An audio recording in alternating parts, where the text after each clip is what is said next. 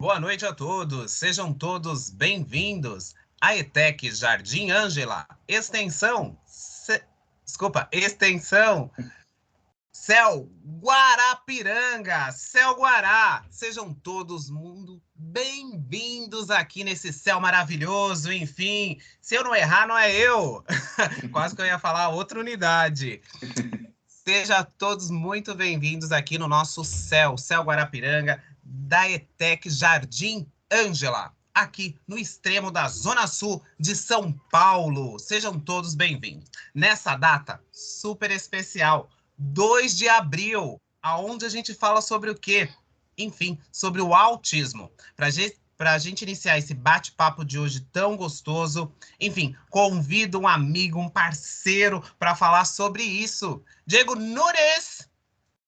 Salve, salve, pessoal. Olá para todo mundo aí. E nosso bate-papo aqui seja bem legal e que a gente consiga ajudar bastante vocês.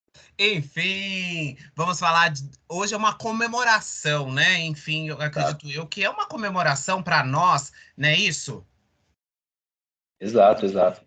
É um dia importante, né? Que é tudo que vem para conscientizar, para ensinar, para fazer as pessoas entenderem como funciona. Sempre deve ser comemorado, deve ser relevado. Sim, então para aqueles que não conhecem, hoje, 2 de abril, é o Dia Mundial da Conscientização do Autismo. Enfim, pais autistas falando sobre o autismo. Falando um pouquinho sobre esse processo do luto ao novo. E como que é para nós, pais, receber, e mães, enfim, quem está nos ouvindo e nos assistindo agora, receber um diagnóstico desse? No primeiro momento é um pouco complicado, porque a gente não espera e não é muito conhecido. Hoje já está um pouquinho diferente, né? Hoje já tem mais divulgação, hoje já está mais nas mídias, né? O Marcos Mion ajudou bastante, como o caso do filho dele. Existem séries, filmes que tratam um pouco do tema, mas ainda de uma forma bem superficial, né? Ainda pela ponta do iceberg. Mas, a princípio, quando você recebe, você fica meio em choque, você fica meio, e agora? O que eu faço? Para onde eu vou? Como que agir? E aí depois você vai aprendendo. Sim, é bem complicado mesmo, né? Porque a gente, né, processo ali de psiquiatra, neuro, e aí quando sai vários testes e tudo mais, uma equipe multidisciplinar, e aí quando chega o resultado vem numa folha para você, eu lembro disso até hoje. E aí você olha assim, para onde eu vou agora, meu Deus? Né? E é um Exato. processo, não sei para você, mas para mim foi um processo assim, e agora? E um processo assim de choro, um processo de, enfim, eu falo isso muito, que para mim foi bem difícil, né? Foi um Uhum. processo de luto que durou 1 ano. E depois disso que eu corri atrás, mas nesse processo de 1 ano foi um processo bem delicado, de eu compreender as crianças, delas me compreenderem neste momento, de eu Uhum. entender esse universo que é tão magnífico, né? E foi bem difícil, bem doloroso. E quando eu falo sempre sobre isso, né? Não julgar a família, Uhum. porque cada um tem o seu tempo, né? O meu tempo durou Exato. 1 ano de aceitação do processo. E depois disso Uhum. que eu comecei a correr atrás de todos os benefícios que os meus Uhum. filhos tinham, né? E tem que, enfim, né? De acordo com a lei, não é isso? Exato, exato. E até um ponto importante, a primeira psicóloga que nos atendeu, ela nos orientou que, além dos psicólogos que tem que procurar para criança, né, psiquiatra, psicólogo, toda essa equipe que você mencionou, é importante também que os pais tenham um acompanhamento, justamente para ter esse preparo, porque a gente é pego de surpresa, não é algo que dá para prever, não é algo que a gente consegue saber antes ou com um tipo de antecedência. Até mesmo um diagnóstico não é tão simples de fazer, né? Para você chegar nesse diagnóstico, você tem que passar por várias etapas, como você mencionou. Exemplo, o autista, ele não responde de imediato, você chama a criança pelo nome, ela já não olha assim de imediato. Então tem que passar por fono, né, por audiometria, para saber se ela escuta direito, para saber se ela surdez. Então tem todo um processo para fazer até chegar no diagnóstico. Quando chega, você não tem um caminho para seguir, você não sabe como treinar. Então é importante que, além desse apoio para a criança, os pais também procurem um apoio para também conseguir se adequar para a criança também. um apoio melhor. O que eu vejo, a falta, não sei até o seu olhar, mas assim, do acolhimento da família mesmo, porque se a família, né, a mãe, o pai ali, não tá bem psicologicamente, como que vai cuidar do ser ali, do seu filho, adequado? Porque você fica uma carga, né? Tem alguns até postings, tal, dizem que a mãe e o pai autista é como se estivesse numa guerra, né? Então a cabeça dele ali é mil coisas, porque você fica, eu não sei você, mas assim, pra gente sair de casa, eu tenho que pensar em mil e uma coisa antes de Exato. sair. Então, esse Exato. processo de antecipação de algumas coisas, até mesmo de crises, enfim, então, às vezes as pessoas falam assim, nossa, você não sai? Não, eu saio. Então, porém, todavia, eu tenho que prever algumas coisas antes, porque senão o passeio, em vez de ser gostoso para eles, possam ser ao contrário, né? Então eu vejo uma vez que eu saí rapidamente com o Marco, e aí tava um sol maravilhoso, e aí começou a chover, e a gente ia no Parque Vila Lobos.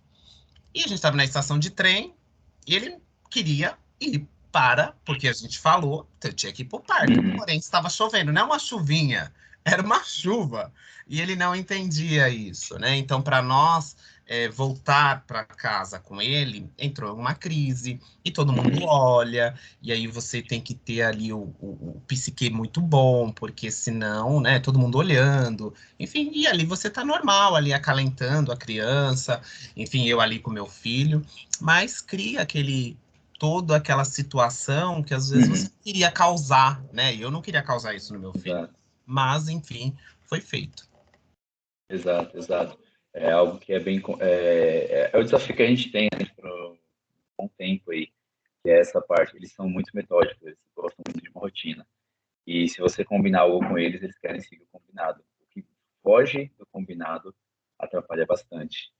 Eu digo isso, exemplo, a Rebeca, ela tem 9 anos hoje, foi diagnosticada desde os 3. Desse período, a gente sempre, todo passeio que vai fazer com ela tem que ser conversado de antes, já ter explicado como que vai ser. Quando chega no dia, ela segue exatamente o roteiro. Não precisa nem anotar nem nada, ela já guarda na cabeça. A gente faz a primeira etapa, aí tem a segunda etapa, ela já sabe direitinho como fazer. Sim, e aí se pula alguma etapa, né? Como eu falei, pronto, acabou ali todo o processo, essa antecipação, né? Porque eles são muito ansiosos e tudo mais. E aí acaba. Outra coisa que eu queria ver contigo, que eu vejo sempre assim, as pessoas falarem assim, seu filho é autista. É, sim, meu filho é autista. Então ele fica rodando objeto, ele fica. E aí começa aquela coisa, estereotipia que todo mundo vê nos filmes, e aí fala: não, mas ele não é, não, porque ele. Enfim, acredito que seja muito isso também, que a imprensa às vezes passa de uma forma errada, né? E para nós ver, falar assim: não, meu filho não é igual àquele, porque cada indivíduo é de um jeito, né? Sim, tem Exatamente. aquele que roda, enfim, mas não são todos, né? Então eu acho que eu não sei se você também partiu desse princípio também, de às vezes as pessoas perguntarem, eu sei que você dá muita palestra também, levando a conscientização do autismo. Então eu queria que você falasse também um pouquinho sobre isso. E esse é um ponto que é importante, né? Porque as pessoas já têm esse hábito assim, de rotular, já têm esse hábito de colocar ali um estereótipo e se apegar, né? Então, um ponto que a gente tem que observar, como você falou na imprensa, né? A gente tem nas mídias, tem na filmes, séries, principalmente esses. A gente tem vários tipos de autismo. Vários tipos de autismo. Tá conseguindo me ouvir bem? Sim, tô te vendo. Então, a gente tem vários tipos de autismo. E aí tem o leve, o moderado, tem mais severo, e tem um em específico que é o savant. Esse autismo é daquelas pessoas que são superdotadas, têm uma inteligência acima da média, tem uma visão fotográfica, assim, tem algumas especialidades. E é justamente esse o tipo de autismo que é mais vendido na mídia.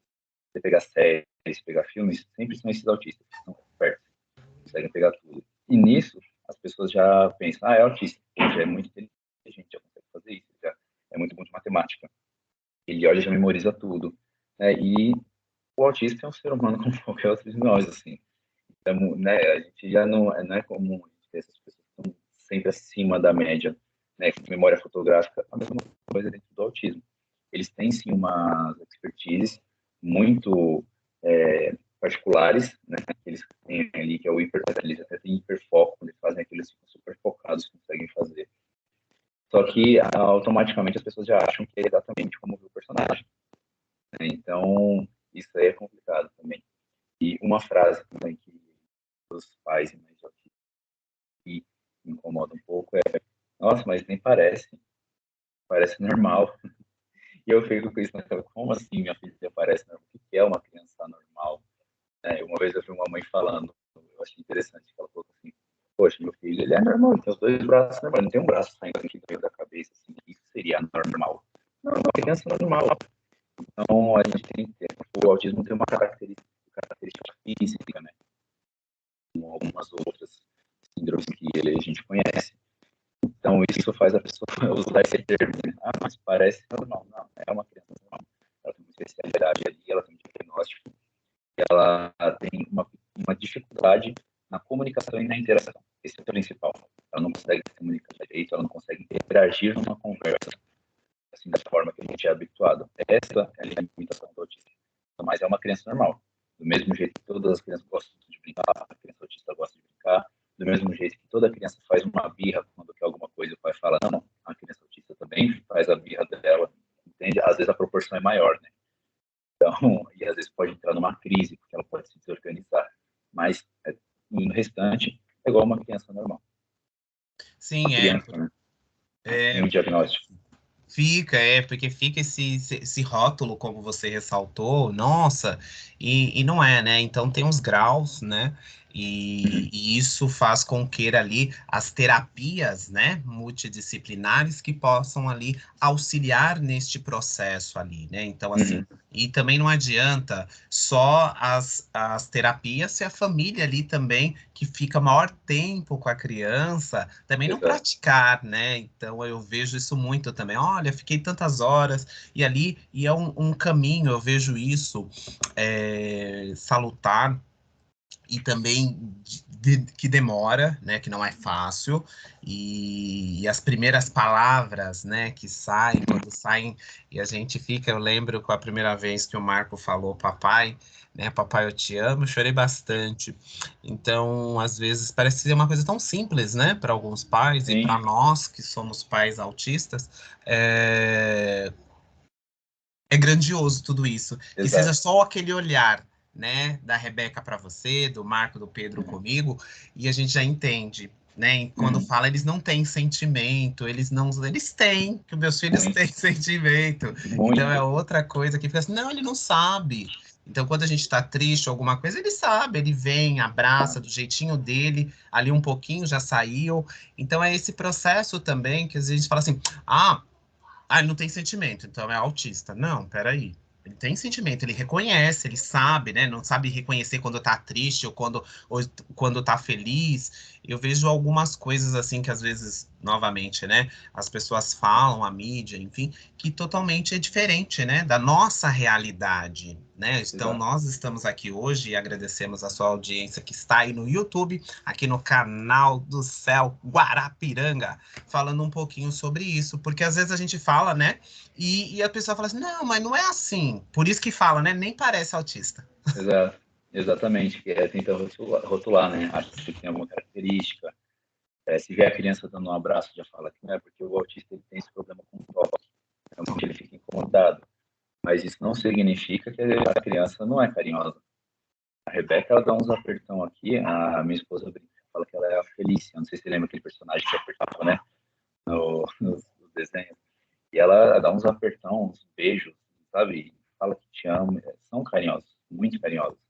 É que eles não são assim, com todos, né? Conhecer as pessoas. E também eles têm, de novo, é a dificuldade do autista, a interação e a comunicação. Eles têm um pouco de dificuldade também de demonstrar. Mas ter dificuldade é uma coisa, e não ter, não saber, não ser desse jeito é outro. É isso que gera confusão.